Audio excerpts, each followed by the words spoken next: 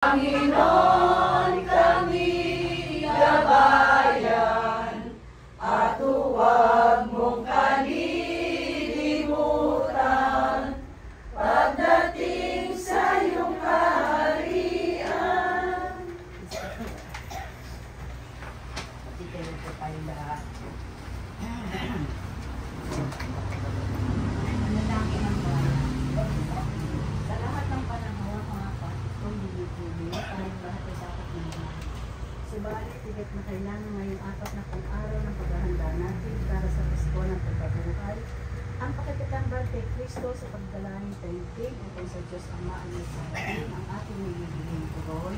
Panginoon, kaawaan po ninyo kami. Para sa sambayan ng Kristiyano laganap sa sanlibutan, upang sa panahon ito ang lalong mapakinabang sa bawat salita ng gagaling sa bibig ng may kapal, manalangin tayo sa Panginoon. Panginoon, kaawaan po ninyo kami. Para sa pagkakaroon ng kapayapaan sa sanlibutan, upang maganap ang panahon mararapat ang araw ng kaligtasan, manalangin tayo sa Panginoon. Panginoon, kaawaan po ninyo kami. Para sa mga makasalanan at lumilihis ng tamang landas, upang sa Panginoon ito ng kapatawaran, ang mga suwail ay makabalik sa poong may kapal, manalangin tayo sa Panginoon. Panginoon, kaawaan po ninyo kami. Para sa ama at ina ng tahanan, huwag maging matatag sila sa pagtutugulid ng pamilya, sa tulong at biyaya ng Diyos, manalangin tayo sa Panginoon. Panginoon, kaawaan po ninyo kami. Para sa ating mga kabataan, huwag mapasaisip at kalooban nila, ang matubig ng landas ng buhay, manalangin tayo sa Panginoon. Panginoon, kaawaan po ninyo kami. Para sa lahat ng mga may sakit at karamdaman, naway maramdaman nila ang patuloy na pagdalingan ng Diyos at makita nila ito ang pagbibahagi sa pagkakilap ni Kristo, manalangin tayo sa Panginoon. Panginoon, kaawaan po ninyo kami. Para sa ating natitipon ngayon, upang sa ating kalooban, ang bawang sulit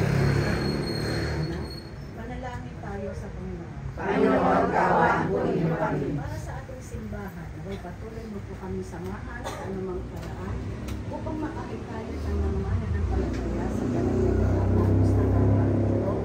Manalangin tayo sa Panginoon. Panginoon, kaawaan po ninyo kami. Para sa patuloy na paglilingkod ng ating pare na sa Father Richard J. Hernandez, na may katapatan at kabanalan sa tulong at awa ng kamahal-mahalang puso ni Jesus at kalinis-lisin sa puso ni Maria, manalangin tayo sa Panginoon. Panginoon, kaawaan po ninyo kami. Panginoon, tinataas po namin sa inyo sa tuturing ang kanyang mga anak at ang mga apo at mga nanunan. Panginoon, gabay at katnubay po ang hiling namin para sa kanila. Ilayo po ninyo sila sa lahat ng uri na karamdaman. Kayo po ang manghula sa kanilang lahat ng gawain at kayo ang manang sa bawat isa sa kanila. Punuhin po sila ng mga espiritu, sinaga ng kanilang mga kaisipan at lahat ng kanilang mga desisyon, gagawin sa kanilang mga buhay na mga ayon sa inyong kalooban, na malangin tayo sa Panginoon. Panginoon, kaawaan po ninyo kami. Para sa lahat po ng may sakit, ay puin po siya Panginoon at kayo ang dakilang manggagamit. Iunat po ninyo mga mapagpalang kamay. Ipuin niyo po silang lahat ng kanilang mga nasasakit sa buong nilang katawan. Gawara po ng biyaya ng kalagalingan na malangin tayo sa Panginoon. Panginoon, kaawaan po ninyo kami. Para sa lahat ng mga mahal sa buhay niya tuturin na namayakan na Panginoon, patawarin mo po silang lahat sa kanilang mga pagkakasala. Pagkalooban po ng liwanag at ilaw na walang katapusan, at ang lahat ng kanilang kaluluwa ay malagay sa kapayapaan. Panginoon, kung saan mo po sila naroon ngayon, hanguin mo po at dalhin po sa inyong kaluwalhatian sa langit, magpasawalang hanggan, manalangin tayo sa Panginoon. Panginoon, kaawaan po ninyo kami.